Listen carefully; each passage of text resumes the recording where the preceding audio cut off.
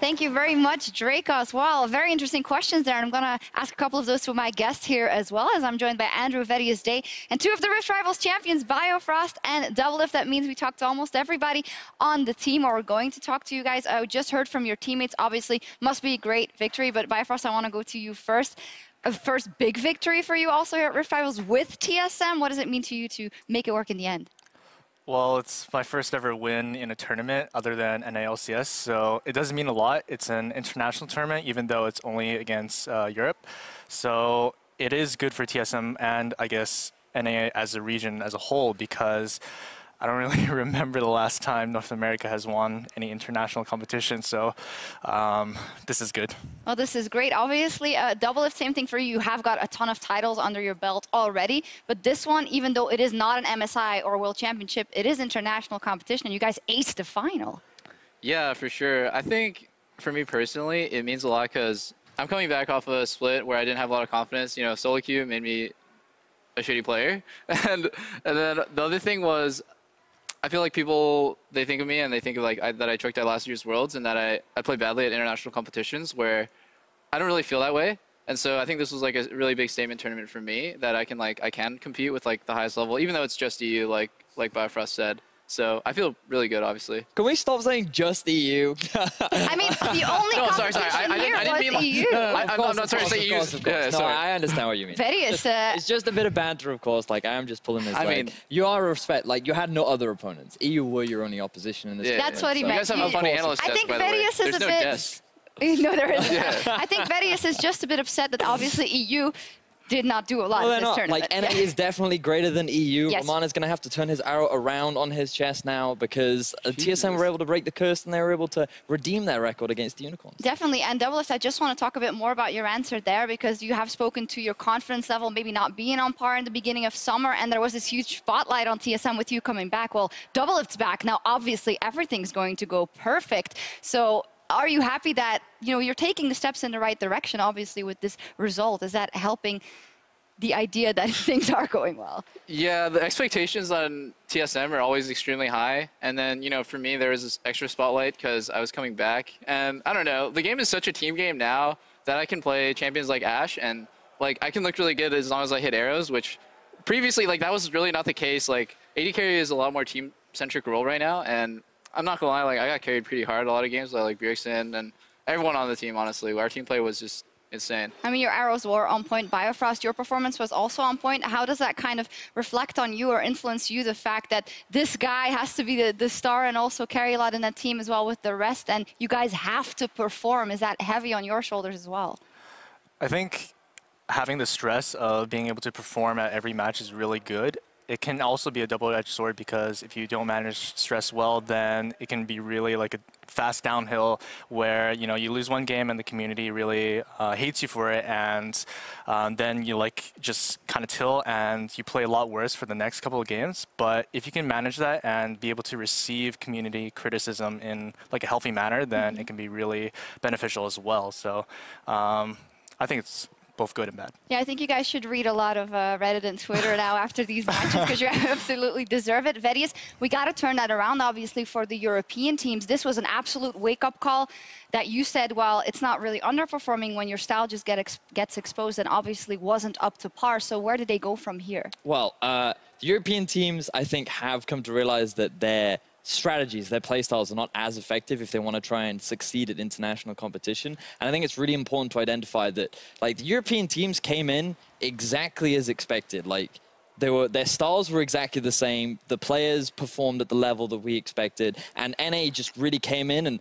and were really a cut above. Like, I thought TSM was very impressive. Phoenix One were really impressive. And, like, they just completely demolished Europe. And I think that moving forward, like, Europe just need to expand their styles. And I think the biggest thing is, like, getting a better understanding of how to build your early game I'm going leads. to challenge you a bit on the every player coming in and playing as we expected, because we did, and you as well, had high hopes for a Caps if he would break or make it on this stage. We had players that had done well. So I feel like some of them really underperformed as well, because it's kind of easy to say, well, they all did bad, but what exactly went bad? Was it individual? Was it in lane that they got outplayed? Was it obviously the objective game? Well, I think one of the first issues that European teams had, specifically for UOL and Fnatic, is they were very restricted in their champion pools. They were very limited. And I think the best example of that is the TSM versus Fnatic game, where the draft was pretty much perfect from the side of TSM, right? Like, I don't know if you guys knew exactly what they were going to pick every single time, but it felt like that they had an answer to everything. And the fact that Fnatic allowed the enemy team to have a champion like Caitlyn, like, that speaks to it. But also, with Caps specifically, I think one of the reasons why I didn't put him in my OP5 was simply because of experience. This was his first international event. This was the first time that he was going up against top-tier talent in the forms of Bjergsen, Jensen, and Ryu, who are all very experienced and talented individuals. So I think that he should come away with a valuable lesson in what it's like to play against other top teams in other regions, but also like how you just playing your style is not always going to be good enough. If we look at all the teams, Doublelift and Biofrost, obviously we can say EU teams failed as a whole, but if you look at all three of them, which one do you see a lot of promise or can bounce back, or can they all bounce back, and what are the next steps you guys think? I think they're all actually pretty good. Playing Euro each team, I can definitely feel a certain style. I think Fnatic, their bot lane needs to play meta champs, and also with regards to Caps, I think he just didn't understand that it's a really heavy engaged meta, and you can't not run cleanse versus like heavy CC comps. You can't just basically pick bad summoners or pick bad champions. Like, if you're playing Orianna, there was one game where he was just like feeding, straight feeding. And it was like, he's playing Ori versus LeBlanc, and I think Gragas, and he just disrespected Jensen so many times. And as soon as you fall behind once mid lane, you're going to continuously fall behind unless your team gives you vision. So I think it was just like more of a game understanding thing than just saying like, oh, Caps was bad, or like Caps is bad, his playstyle isn't going to work. He probably just didn't know that that could happen to him. And then UL is obviously pretty good. They're definitely better than I expected coming in. And then who's the last team? G2. Oh yeah, G2. I mean G2. You can always count on G2. I don't know. I think they're gonna make worlds. They're fine. All right, Biofrost. On the topic of G2, obviously our three-time champions here in EU, who we were looking at so much. How do you think they can improve, and what do you think went wrong for them mainly here? G2, I think for the most part, they have like pretty sporadic performances in the sense that, you know, sometimes they show up really well, and then that was at MSI, and then other times they kind of fall short. And I think we can rely on them to bounce back because they have like really strong players, and their fundamentals are really good. And if the meta is suited for them, or they have a really good understanding of that patch, they can be really, really strong. Yeah, that's kind of my remark to that too, though, because we've talked to them obviously a couple of times, and a couple of weeks ago they said we don't have a good grasp on the meta yet, but in a couple of weeks, and then definitely in preparation for a tournament like this, it doesn't seem like it's something that you should be surprised by. So I don't really understand that. Do you guys have any pointers to why that could be? I think part of that could be just like for the players, certain champion picks might not suit their playstyle, as well as like there's a certain type of playstyle that, you know, it might be around mid or it might be around bot lane, and some teams like G2 might not be very experienced with that, and that could be the reason. But being able to play like a variety of playstyles is important, I think. All right. Thaddeus? But just to add to that, I think that communication is one of the big things that I see as an issue for G2 right now, simply because back when they were like extremely formidable and really terrifying was when Trick and Perks were like this unstoppable duo of like mid jungle, where we were playing a huge amount around our mid lane superstar, and we were getting a huge amount of investment into him. And when you look at a lot of the success from the North American teams, a lot of that is similar, right? Like Contracts and Jensen, the fact that Svenskeren invest time for Bjergsen, right? Like that kind of playstyle is effective because it nets you an early lead, and then all you have to do is have the experience to know how to close out the game. And I think the biggest issue for European teams right now is that here in Europe, we're too used to being too passive in the early game. We trade a few kills here and there, we have a few skirmishes, but the game really starts for us at about the 20-minute mark. Whereas I feel like the North American teams, they're so used to fighting more, and they're used to being more proactive because they have to be, that they suddenly get these big early leads, and the European teams struggle to find ways back. Double for us, it was quite interesting to look across all the teams. For instance, C9, not the best or a phenomenal early game team, but then here they did better. You guys had a phenomenal early game. You snowballed so cleanly. Is that kind of, you feel like, what tipped things over the edge for this tournament, that you guys know how to do that? I think for me and Bio, we're super good in lane, and so we just try to use our lane advantage and matchup knowledge to snowball that into like more roams or better vision around bot. And then, you know, Bjergsen is the best mid in the West, so he's obviously going to win his lane. And Hanser, I mean, he either gets cheese level 1 and dies, or he'll win his lane. So I think, yeah, we have super strong laners, and that has very little to do with our team's playstyle, but we do try to play like smart, I think. And part of playing smart is knowing when to play aggressive. So when we get a lead, we try to turn that 1K gold lead into a 2K and so on. That was crazy. In the first game, you guys had an 8,000 gold lead at 20 minutes, which is insanity because every player was stepping up. We did have to pick a Rift Rivals MVP for the finals at least, and that was Svenskeren, our finals MVP. It was a very difficult decision. I think that was your pick, but we had Azale and Jad having a Biofrost, a double lift in there as well. Obviously, Bjorks and Hunter are always in the mix, but I can see how it... It's really tough, right? But just in that final series in particular, I thought Svenskeren had the largest impact in being able to facilitate a lot of the early leads. Baron. The way in which I mean, like, he did almost give away a Baron, but he did also make up for it by getting the Baron as well. So I think that overall, like, he's had a really impactful tournament. He's been really impressive. And you heard him in the interview with Dracos where he said, like, for him, this was also a great opportunity for him to prove that he's not just a one-trick, right? What's Doublelift giggling about? I mean, Sven never wins 50 spites, so when he got the Baron steal, I was just like, am I like awake right now? Like, somebody wake me up, please. Oh, a bit trash talk even to the own teammate. In like the system that is TSM, we know that Sven had a bit of on-off performances the last couple of months. Is it important that he is absolutely on par to make everything kind of tick in the right way? Yeah, I mean, jungle is definitely the spear of the team. You know, wherever the jungle goes, the team plays aggressively. And Dennis, I think he just needs like a lot of information from his lanes, just like every jungler does. And I don't know, we work really hard together to play as a unit because we're not all gonna have good games, and sometimes our jungler or one of our laners is gonna fall behind. So we just try our best to, you know, just make sure we always play as a unit. Yeah, you guys seemed all on the same page. Bifrost also some great engages and disengages when UOL tried to engage. Did you feel like you had a big part in snowballing all these leads for TSM in this tournament? Not really. You're a really good Braum, dude. Like, okay, thank you. I just think Braum is a really good champion to disengage. His kit just makes him really useful for that. So if I'm doing that, then that means I'm doing my job. I don't think of it as, you know, I'm outperforming or anything. It's just I'm doing what the champion's required to do. Bio Daddy's just being humble, dude. This guy carries me so hard sometimes. No.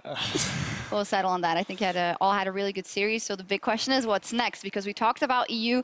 Obviously, wake-up call in some sense, a good thing that they all had the wake-up call now. But Worlds is just around the corner. So if you turn this around for the NA side of things, the question is, you got to keep this going now because now the expectation is there and you know that you can win all these games. So how do you make sure that you don't fall off in the time between now and Worlds and finally get those results, Peter?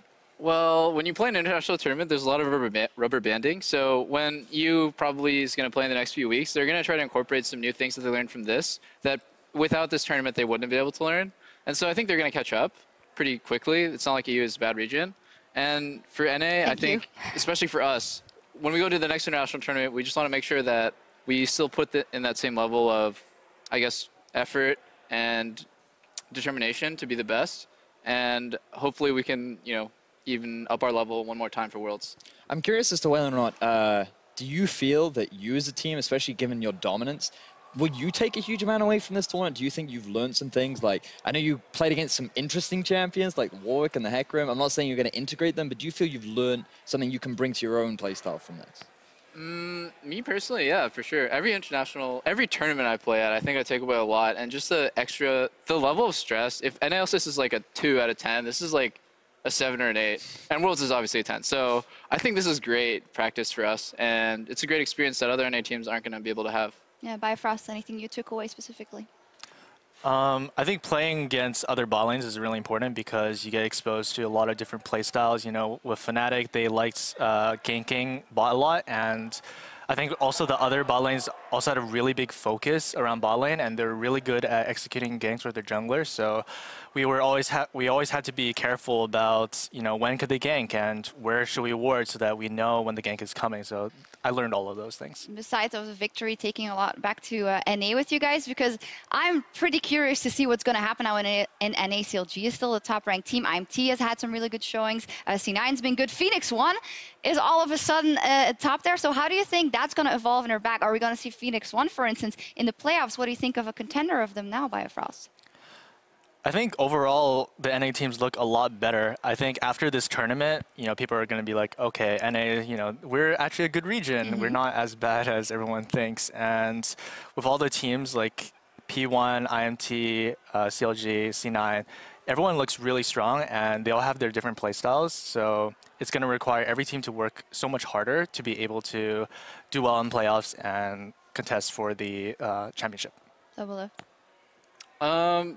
I think it's CLG, C9, TSM, top 3, easy. Right. Not in Yeah. that order. Not in that order Yeah. necessarily. Yeah, Svenskeren was saying, well, it's going to be TSM, but Obviously. well, we saw a bunch of interesting competition, a bunch of big plays, and with the dust settled after 4 days of games, it is time to take a look at those big plays. Brought to you by Acer. First up, TSM's mid laner, he pulled his weight this week, and at Sir Potato, he tweeted, Bjergsen is pretty decent at League of Legends.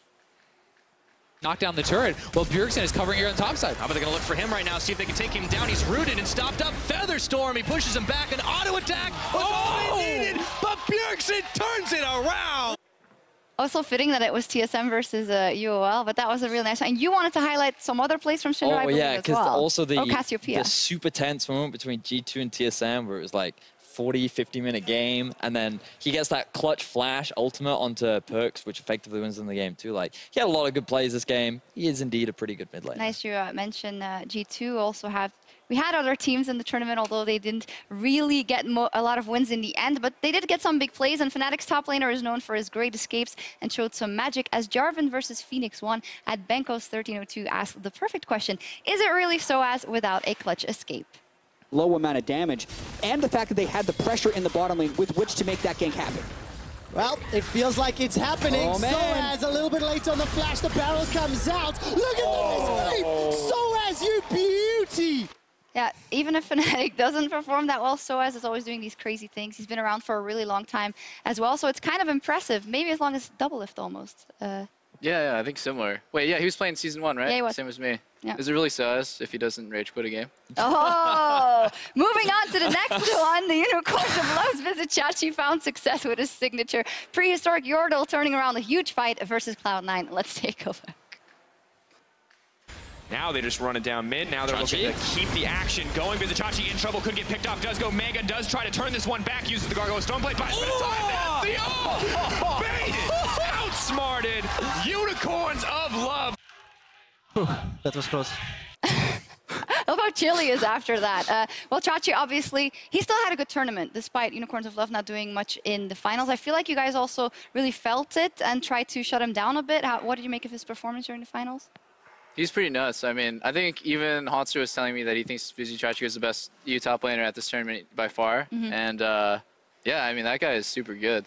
His Gnar is insane. His Gnar is insane. Vedi, in the end, the Unicorns of Love, what can they take away? They have these big plays. They have growth that they can show through the group stage. Just an unfortunate final for them. I just think that they need to adapt their draft pretty significantly. Like, the big thing for me is, like, Xerxes has been very well known for picking those scaling junglers, and I want to see him, like, try and invest stuff into Exile. Let's see what happens if you can snowball this mid lane, who I do think has talent.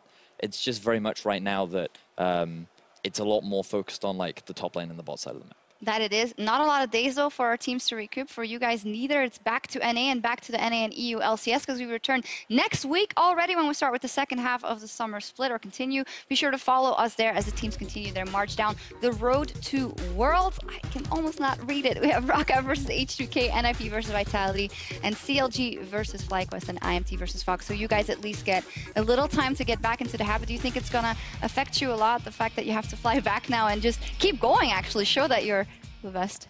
Yeah, traveling's not super fun. I just hope we don't lose randomly, like go 0-2. That would be like a really anticlimactic end to this win. But it would be forgiven to you guys. Yeah, exactly. We got an excuse now. And Phoenix once said that on the flight here is where they felt like they really leveled up. So maybe ask them, you know, what happened exactly and how you guys can just use the time to... Maybe they're just watching like the same movie on the plane or something. Yeah, maybe they're completely in sync. Well, thank you guys very much for joining us. Congratulations. Fantastic victory for TSM. Thank you, Vedi, as well, for joining me as always. And thank you guys for watching. That will do it from us here at Rift Rivals 2017. We will be back for more LCS action next week. Have a great night. I've been flying from town to town, from London to Taiwan. I've been all around the globe trying to protect your soul.